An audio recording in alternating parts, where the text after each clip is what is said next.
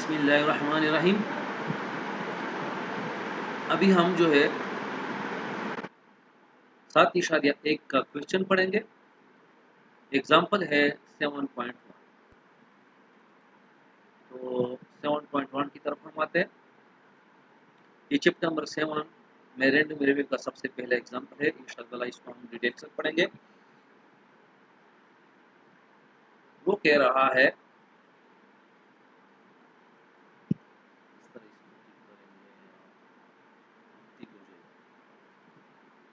find the probability distribution and distribution function for the number of heads when three balanced coins are tossed. Construct a probability histogram and graph of the distribution। ये question है। तो इस question में सबसे पहले हम given ढूंढेंगे। तो यहाँ पर गिवन जो हमारे पास है वो 3 बैलेंस कॉइन्स आर टास्क, 3 सिक्के फेंके गए हैं। और जो रिक्वायर्ड है वो हमारे पास है कि find the probability distribution, distribution function, ये दूसरे पर आ रहा है। तीसरा जो वो है वो हमारे पास है प्रोबेबिलिटी हिस्टोग्राम। और चौथा क्वेश्चन जो इसमें पूछा गया है वो है ग्राफ ऑफ द डिस्ट्रीब्यूशन। तो सबसे पहले हम प्रोबेबिलिटी डिस्ट्रीब्यूशन या डिस्ट्रीब्यूशन फंक्शन की तरफ हम मुतवज्जो हो जाते हैं। तो गिवन भी हमें पता चल गया, रिक्वायर्ड भी हमें पता चल गया है। अब हम जाते हैं प्रोसीजर की तरफ। तो प्रोसीजर में हम सबसे पहले सैंपल स्पेस बनाएंगे। तो हमें जनरल पता है कि नंबर ऑफ एस जो है उसका जनरल फार्मूला है 2 की पावर एन। 2 की पावर एन का क्या मतलब है कि सिक्के के 2 रुख होते हैं और एन का मतलब है फेंकने के जो नंबर है वो फेंक कितनी। अगर हम 2 दफा फेंकेंगे तो 2 की पावर 1 आ जाएगा।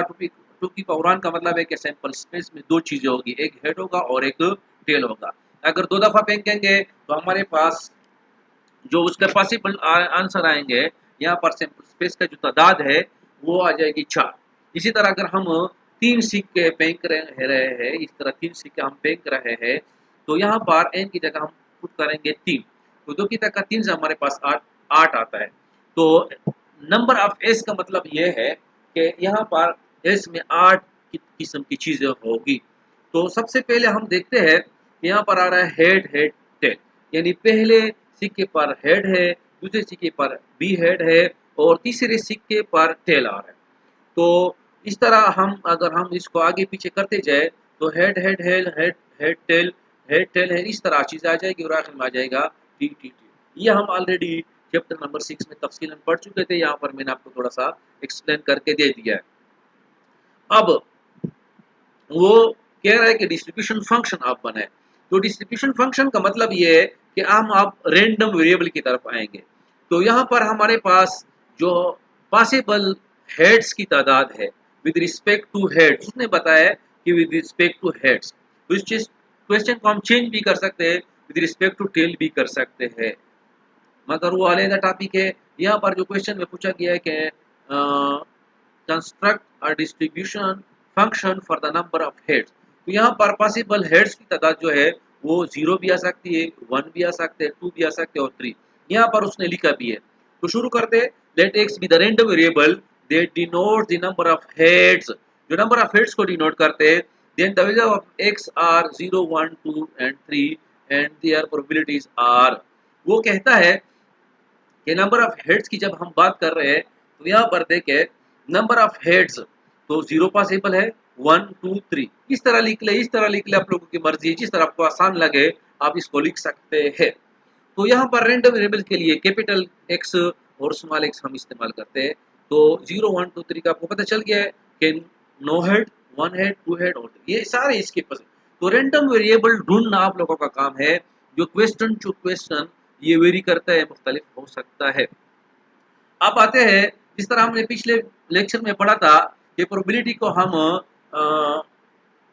रैंडम वेरिएबल जो है वो रियल वैल्यूड फंक्शन भी होते हैं। तो यहाँ पर एफ ऑफ 0 लिख लेते हैं, इसके बाद आते हैं। तो यहाँ से शुरू करते हैं probability of X equal to 0। इसका मतलब यह है कि नो हेड के कितने चांसेस है। तो हमारे पास आ जाएगा कि प्रोबेबिलिटी ऑफ नो हेड यानी टी टी टी। तो अब इनकी तादाद 8 है और इसमें सिर्फ ये एक चीज आ रही है, तो 1/8 आ जाएगा।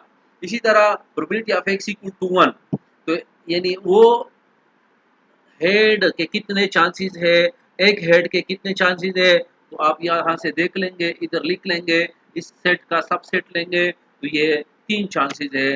तो 3 चांसेस कितने में, टोटल में 8 में से 3 चांसेस इसके है। इसी तरह हमारे पास एफ ऑफ 2 या probability of X equal to 2, इसके कितने चांसेस है, तो यहाँ पर देखे, यहाँ पर दो हेड्स के 1 2 3 चांसेस है, तो हमने इधर लिख लिया है। तो टोटल कितने, 8, 8 में से 3 चांसेस। और एफ ऑफ 3 हमारे पास कितने चांसेस है, 3 हेड, तो 3 हेड का एक चांस है, कितने में, 8। तो इसको दोबारा रीड करते हैं। एफ ऑफ 0 का मतलब यह है कि अगर 0 एक्स रेंडम वेरिएबल की वैल्यू 0 होगी तो उसके जो डोमेन होगा 1/8 पर मुश्तमिल होगा। अगर रेंडम वेरिएबल की कीमत 1 होगी तो इसका जो डोमेन अगर 1 है तो इसका रेंज 3/8 है। अगर डोमेन 2 है तो इसका रेंज 3/8 आ जाएगा। अगर डोमेन 3 है तो रेंज हमारे पास 1/8 आता है। जिस तरीके से भी आपने इसको देखना, आप देख सकते हैं, सारे तरीके आपने सीखने हैं। या अल्फाजे दिगर 1 डिवाइड बाय 8 को हम इस तरह भी लिख सकते हैं कि let A be the event that all tail आ जाए या नो हेड आ जाए, तो हमारे पास यह आ जाएगा, ये नंबर, ये ए सेट में आ जाएगा टी टी टी। तो इसमें एक एलिमेंट है और इसमें 8 एलिमेंट है, तो probability of A equal to number of A divide by number of S. तो ए इवेंट था जिसमें नो हेड था, इसमें सिर्फ टी टी आ रहा था, तो इसकी तादाद आप लिखेंगे, नंबर ऑफ ए 1 है और नंबर ऑफ एस की तादाद आप इधर लिखेंगे, तो यहाँ पर 8 आ रहा है। तो इस तरीके से अब आप इसको हल कर सकते हैं जिस तरह हमने पहले पढ़ा था। ये हमने रिकॉल किया है कि असल फार्मूला ये है कि probability of A equal to number of A divide by number of S. यहाँ पर जो है अब ए जो है वो है let A be the event that one head appear, that one head appear. तो वन हेड वाले आपने लेना है, ये नहीं लेना, ये नहीं लेना, ये नहीं लेना, तो ये और ये तीन आ गए। जब ये तीन आ गए है तो नंबर ऑफ ए 3 बन गया है और नंबर ऑफ एस हमारे पास अब बन गया है 8। तो इस तरह आ जाएगा 3/8, यानी number of A divide by number of S. ये ऑलरेडी हम पढ़ चुके हैं। इसके बाद हम आते हैं probability distribution of x. Probability distribution of x के लिए हम टेबल बनाते हैं, इस तरह टेबल बनाएंगे तो ये इन लोगों ने इसको नाम दिया प्रोबेबिलिटी डिस्ट्रीब्यूशन ऑफ एक्स। ये क्या है, नंबर ऑफ हेड्स हमारे पास आ रही है, चीज आ रही है 0 1 2 3, तो इसका जो हमारे पास आ रहा है 0, ये 0 के पास भी अगर एक्स इक्वल टू 0 है, क्या मतलब है कि नो हेड, तो इसकी प्रोबेबिलिटी 1/8 आ रही है। ये जो ऊपर डेटा है आपने इसको सिर्फ टेबल में लिखना है बस। जब टेबल में लिखेंगे तो इसको हम कहते हैं प्रोबेबिलिटी डिस्ट्रीब्यूशन। अब इसकी फिर हम जनरलाइजेशन करते हैं। जनरलाइजेशन क्या है, जनरल फार्मूला फॉर 3 काइंड्स। तो नीचे 8 आएगा तो नंबर ऑफ एस है, ऊपर आपने देखना होगा कि 3 में से 0 हेड, 3 में से 1 हेड, 3 में से 2 हेड और 3 में से 3 हेड। जब आप इसको सिंपल करेंगे तो आपके पास यही टेबल आ जाएगा, इसमें कोई इतनी बड़ी बात नहीं है। तो आप इसको इस तरह भी लिख सकते हैं। तो इसको इन लोगों ने नाम दिया है therefore the desired probability distribution in the form of an equation is. इसको फिर उसने जनरल फॉर्म में लिखा है।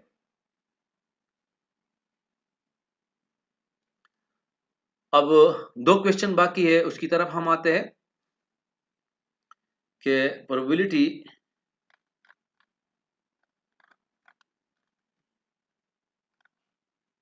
ये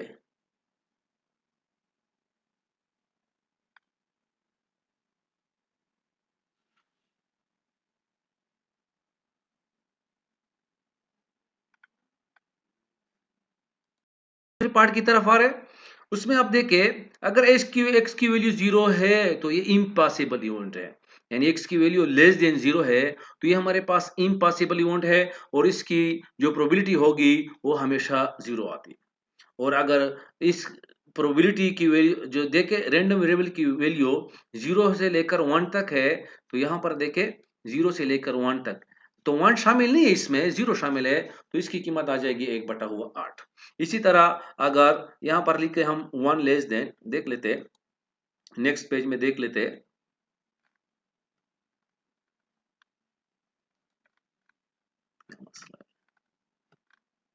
हाँ, ये हमारे पास आ गया नेक्स्ट पेज। अगर प्रोबेबिलिटी जो रैंडम वेरिएबल की कीमत जो है वो 1 लेस देन और equal to X, X equal to 2, 1 less than और इक्वल टू x और x लेस देन 2, तो क्या पॉसिबिलिटी आ गई? तो ये देखें, probability of x less than और x, इसका मतलब है कि probability of x equal to 0 आ रहा है और probability of x equal to 1 आ रहा है, इसमें 2 नहीं आ रहा है। तो ऐसी चीजें जो हमारे पास 1 है और 1 इसमें शामिल है, 2 इसमें शामिल नहीं है, तो इसकी प्रोबेबिलिटी हमारे पास आ जाएगी। इसकी x इक्वल टू 0 का हमने पढ़ा है 1/8 और 1 की है 3/8, तो इस आ जाएगा 4/8। सिमिलरली फॉर 2 लेस देन और equal to x less than 3 we have, तो हमारे पास ये चीज इस तरह आ जाएगी कि probability of x less than और इक्वल टू x, कौन सा x, जो 2 शामिल है और 3 इसमें शामिल नहीं है, तो इसमें 0 आ जाएगा, 1 आ जाएगा और 2 आ जाएगा।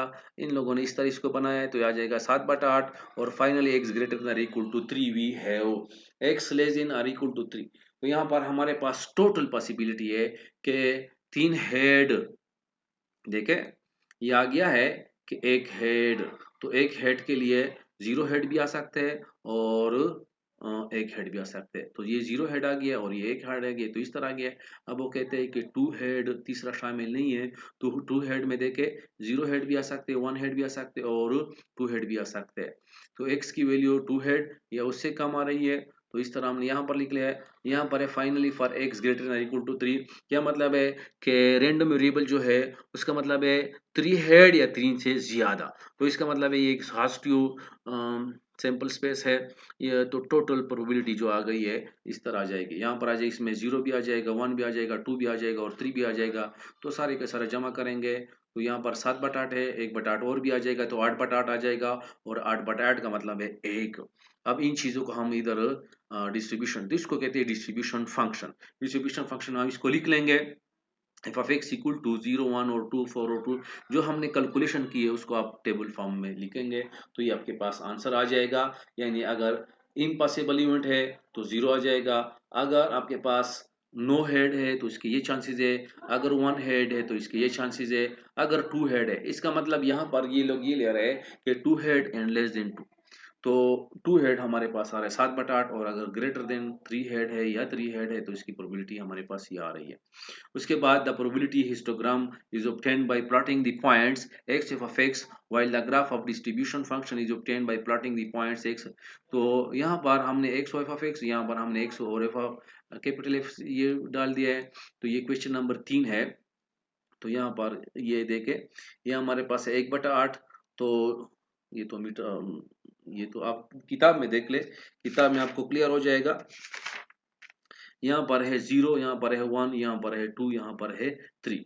तो 0 पर ये 1/8 आपको देता है, 1 पर ये आपको 3/8 देता है और 2 पर भी 3/8 देता है, टेबल से देख ले, और 3 से भी 1/8 आ रहा है। इन लोगों ने इसको नाम दिया है हिस्टोग्राम। ये इस तरह हमारे पास आ गया है, यानी 0 प्रोबेबिलिटी आ रही है। हिस्टोग्राम आप चैप्टर नंबर 3 में पढ़ सकते हैं और उसकी ये प्लॉटिंग हुई है। अब आते हैं हिस्टोग्राम के बाद वो आपसे पूछ रहा है कि ग्राफ ऑफ द डिस्ट्रीब्यूशन, तो ये ग्राफ ऑफ डिस्ट्रीब्यूशन ये है। तो ये जो मुश्किल है, तो आपको थोड़ा सा मुश्किल दिखाई दे रहा है, तो इसको हम इस ग्राफ से भी थोड़ा सा एक्सप्लेन कर सकते हैं। यहाँ पर देखे ये मिटा हुआ है, फिर भी आप गुजारा कर लेंगे। यहाँ पर 0 है, ये 1 है, ये 2 है और ये 3 है, ये आदत। तो देखिए 0 पर जो हमारे पास आ रहा है वो है 1/8। 0 पर इसकी पॉसिबिलिटी कितनी है? 1/8। तो 0 से लेकर 1 तक, 1 इसमें शामिल नहीं है, 1 इसमें शामिल नहीं है। तो ये देखे, ये हमारे पास जो है ये खाली है और ये भरे हुए है। तो 0 से लेकर 1 तक, इसका मतलब ये है कि 1/8। तो देखिए 1/8, 1/8, 1/8, 1/8, यहाँ पर ये 1 इसमें शामिल है। फिर 1 से लेकर 2 तक ये आएगा, तो ये है 1/2 या 4/8 भी लिख सकते हैं। तो देखिए 2 पर 0, 1 पर हमारे पास आ रहा है 1/4। ये देखिए 1 पर लिखा है 4/8, तो ये आ गया 4/8। तो इससे लेकर जाते हुए यहाँ तक अगर हम आ जाए तो ये ओपन है, ये बार ओपन है, इसमें शामिल नहीं, ये इसमें शामिल है। तो यार 3 पर देखे, 3 पर इसकी कीमत आ जाएगी 7/8, तो ये 6/8 है, ये 7/8 आ जाएगा। और यहाँ पर आ जाएगा देखे 3 पर, ये जो 3 है या 3 से ज़्यादा पर आ रही है, 2 था, ये 3 पर हमारे पास इसकी वैल्यू आ जाएगी पूरा का पूरा 1। अब चलते जाओ जितना भी आप जा सकते हैं। ये 1 से कभी भी ज़्यादा नहीं होगा। ये प्रोबेबिलिटी आ रही है। तो हिस्टोग्राम भी हमने पढ़ लिया, ये चीज़ भी पढ़ ली है। इंशाल्लाह ताला कभी आप इसको पढ़ ले, अगर कोई मसला है, कोई क्वेश्चन है, तो हम इसको ट्यूसडे के दिन जब हमारा ऑनलाइन सिस्टम होगा तो आप इसमें पूछ सकते हैं। ओके, अल्लाह हाफ़िज़।